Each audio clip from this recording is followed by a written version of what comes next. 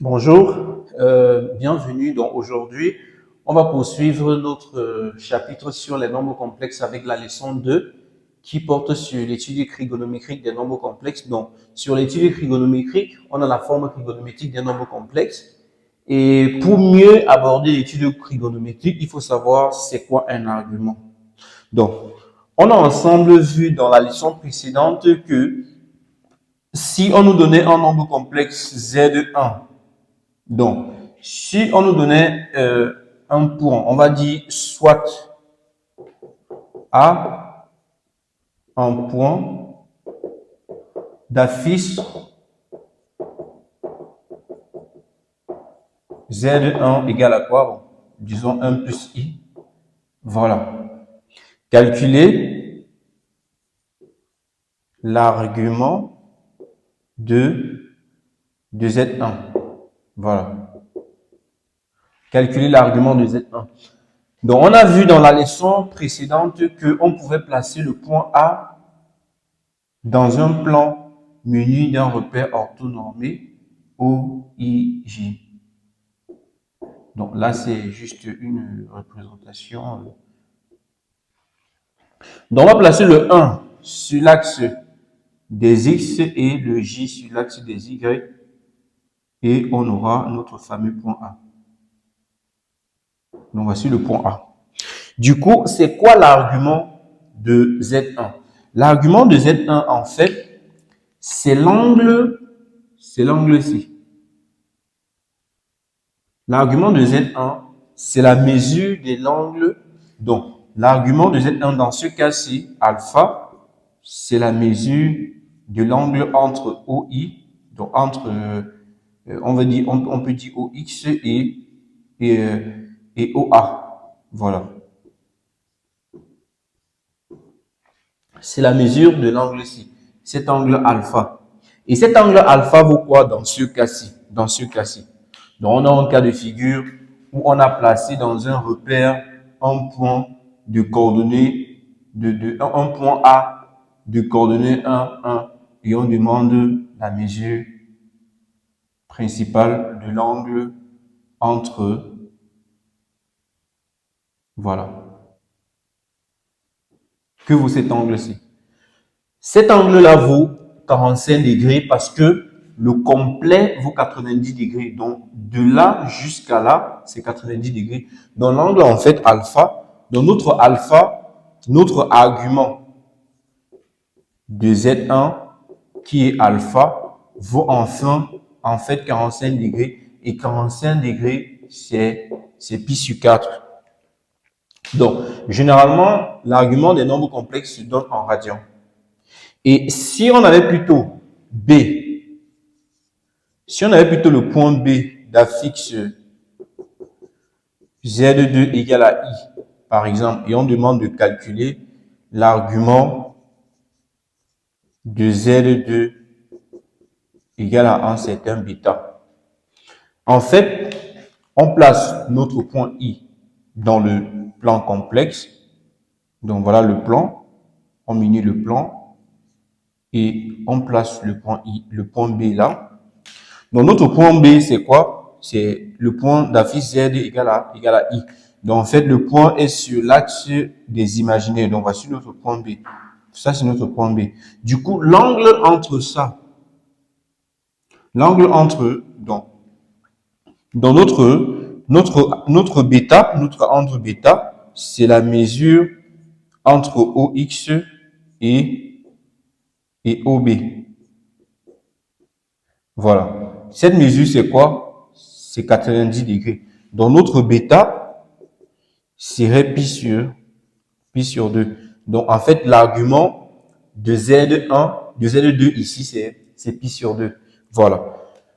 Donc, en fait, mais comment savoir, est-ce qu'il faut toujours représenter graphiquement les nombres complexes pour savoir leurs arguments? Non, pas toujours. On n'a pas forcément besoin de représenter les nombres complexes graphiquement pour savoir les arguments. Donc, si on a un nombre complexe, si je prends toujours cet exemple, je prends l'exemple de Z1 égale à 1 plus I, alors module de Z1 égale à racine carrée de 1 au carré plus 1 au carré qui font racine carrée de 2. Du coup, on a donc Z1 s'écrit sous la forme de 1 de racine carrée de 2 facteur de 1 sur module de Z1 plus 1 sur module de Z1 fois I. Donc, en gros, ce qu'il faut retenir, c'est que si on a un nombre complexe Z qui s'écrit sous la forme A plus IB, le nombre complexe se met sous la forme module de Z facteur de A sur module de Z plus B sur module de Z I. Là, c'est pour déterminer l'argument. Voilà. Dès qu'on a écrit ça sous cette forme, bon, ce qu'on fait, on peut juste essayer d'écrire sans radical au dénominateur, racine carrée de 2 sur 2 plus I racine carrée de 2 sur 2. Voilà. Donc, la question qu'on se pose pour trouver l'argument ici, c'est qu'en fait, quel est le nombre complexe? Quel est en fait le nombre réel? Donc, quel est le nombre réel? Quel est le alpha appartenant à R tel que cosinus de alpha soit égal à racine de 2 sur 2 et sinus de alpha soit égal à racine de 2 sur 2. Sachant que ce nombre complexe qu'on vient d'écrire ici s'écrit justement module de Z facteur de cosinus de alpha plus I sinus de alpha. Ça veut en fait dire que notre A sur module de Z, c'est cosinus de alpha et notre B sur module de Z, c'est sinus de alpha. Donc, en fait, notre A sur module de Z qui a donné ça, c'est cos alpha et ça, c'est sinus de alpha. On trouve en fait que ce alpha qu'on cherche, tel que son cosinus donne racine de 2 sur 2 et son sinus donne racine de 2 sur 2, ce alpha, c'est pi sur 4. Donc, 45 degrés. Donc, il suffit donc de chercher alpha tel que la relation là soit vérifiée. Bon, comment trouver alpha? Vous pouvez tout simplement dire que tangente de alpha égale, parce que si cosinus de alpha donne ça et cosinus de alpha donne ça, ça veut dire que tangente de alpha c'est quoi? Donc, tangente de alpha, c'est sinus de alpha sur cosinus de alpha. Sinus de alpha, c'est quoi? Sinus, c'est la deuxième partie. C'est ça. Sinus de alpha, ça veut dire B sur module de Z sur cosinus de alpha A sur module de Z qui donne donc B sur A. Et vous trouvez donc le alpha exprimé en radian. Donc, quel est donc le alpha exprimé en radian qui s'écrit sous cette forme-là? Donc, en fait, vu qu'on a trouvé notre alpha, qui est l'argument de Z, on peut donc dire que l'argument de notre nombre complexe Z1, c'est pi sur 4. Donc, l'argument de notre nombre complexe, c'est pi sur 4. Et la forme trigonométrique de notre nombre complexe, si la question était de mettre le nombre complexe sous forme trigonométrique, la forme trigonométrique de notre nombre complexe, c'est Z1 égale à module de Z1 facteur de cosinus de l'argument plus I sinus de l'argument. Donc ici, notre module étant racine carrée de 2, facteur de cosinus de pi sur 4 plus I sinus de pi sur 4. Donc, en fait, voilà comment mettre notre nombre complexe sous forme trigonométrique. Donc, voilà la forme trigonométrique de notre nombre complexe. Parce que précédemment, dans la leçon précédente, on a vu la forme algébrique. Donc là, c'est la forme trigonométrique. Très intéressant cette forme. Mais quelles sont en fait les propriétés de l'argument? Parce que l'argument a bien des propriétés. Propriétés de l'argument. Donc, Si on a un nombre complexe Z, l'argument de, donc, soit Z et Z, soit Z1 et Z2, deux nombres complexes. Donc, l'argument de Z1 fois Z2 égale à l'argument de Z1 plus l'argument de Z2. Et l'argument de Z1 sur Z2 égale à l'argument de Z1 moins l'argument de Z2. Aussi, l'argument de Z à la puissance n, c'est n fois l'argument de Z. Voilà. Et enfin, on peut dire que l'argument de 1 sur Z égale à moins l'argument de Z. Donc, on peut avoir tellement d'exemples pour calculer toute cette, sur lesquels appliquer toute cette propriété. Bon, on aura des exemples de cours après. Très intéressant. Par la suite, on va voir la forme exponentielle parce qu'il y a aussi la forme exponentielle des nombres complexes qui est très important à savoir.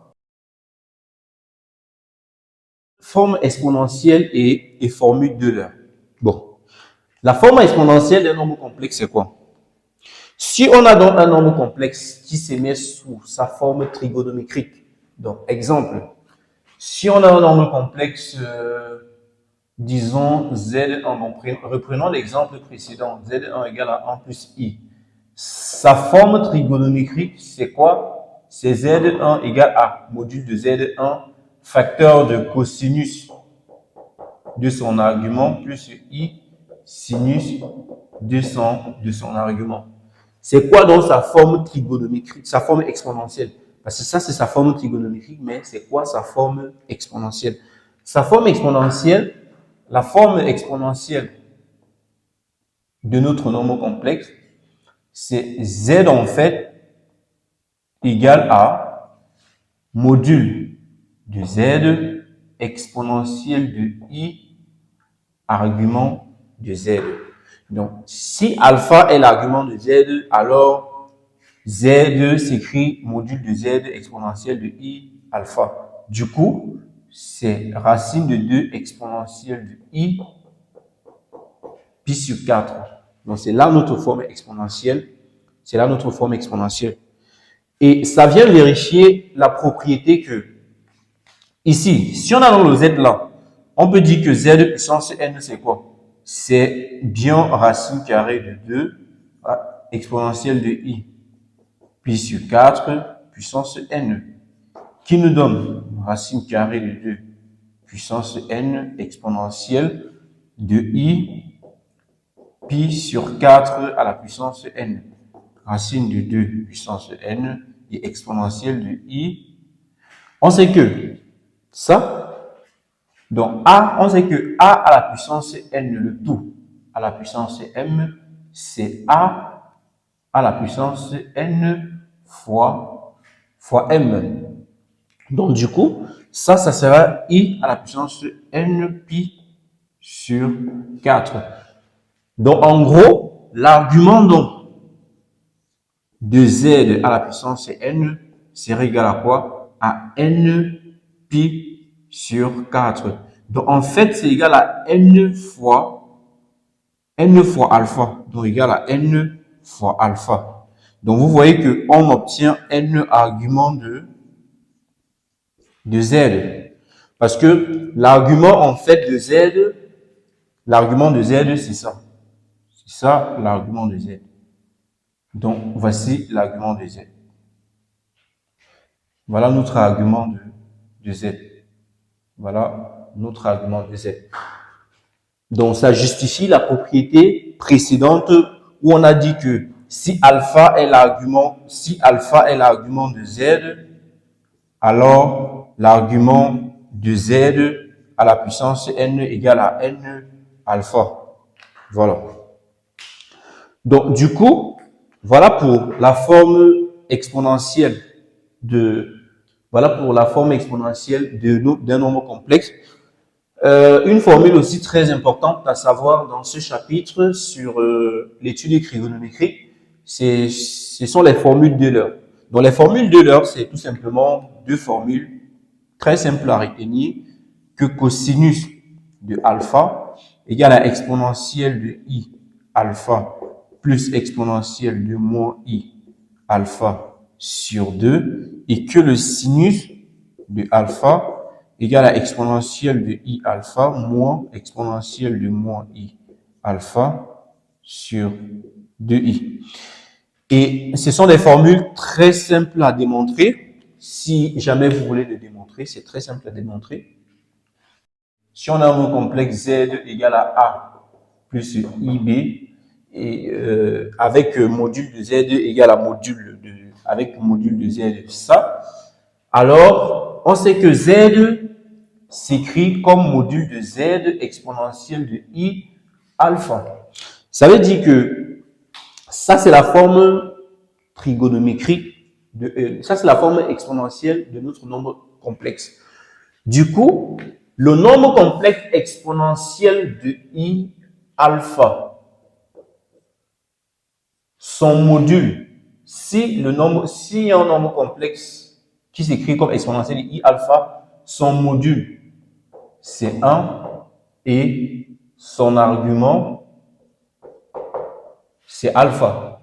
Voilà, son module c'est 1 et son argument c'est alpha. Et on a aussi vu que pour la forme trigonométrique de ce nombre complexe, ça pouvait se mettre sous la forme de module de z facteur de cosinus de alpha plus i sinus de alpha.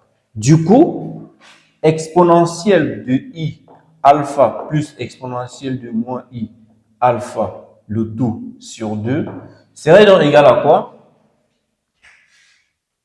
Serait donc égal exponentielle de i alpha. On va décomposer ça. Son module c'est 1, son argument c'est alpha. Ça veut dire qu'il peut se mettre sous la forme module fois cosinus de alpha plus i sinus de alpha. Module c'est 1. Donc 1 facteur de cosinus de alpha plus i sinus de alpha. Et plus son module aussi c'est 1 facteur de cosinus de moins alpha, parce que son argument c'est moins alpha, plus i sinus de moins alpha sur 2. Ça nous donne cosinus de alpha plus i sinus de alpha, plus cosinus de moins alpha, c'est cosinus de alpha, et moins i sinus de alpha, parce que sinus de moins x, c'est moins sinus de x. Voilà. Sur 2. Donc, du coup, ça nous donne 2 cosinus de alpha sur 2, qui nous donne cosinus de alpha. Donc, pareil pour sinus de 2 et pour sinus de alpha, on fait pareil et on démontre que c'est égal à, que ça est égal à sinus de alpha, de alpha, autant pour moi. Donc, c'est tout pour cette petite vidéo. On se prend à la prochaine vidéo pour les exercices d'application sur la leçon qu'on vient de voir. Merci et bonne lecture.